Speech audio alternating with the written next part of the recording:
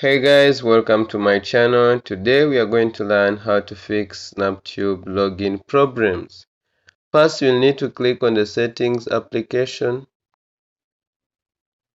Then scroll down and click on app management.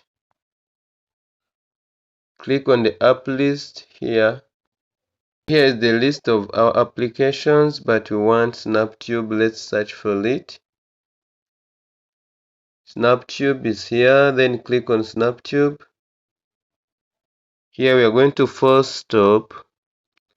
If you first stop an app, it may misbehave. Click OK.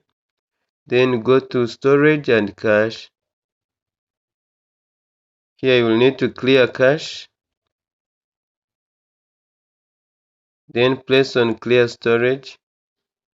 You are not advised to click on this part because if you delete, you may lose your account. So guys, you will need to go back. Then restart your phone. Here after restarting your phone, you will need to open the app again. So guys, that's all for today. If you like this video, press the like button and subscribe. See you in the next one.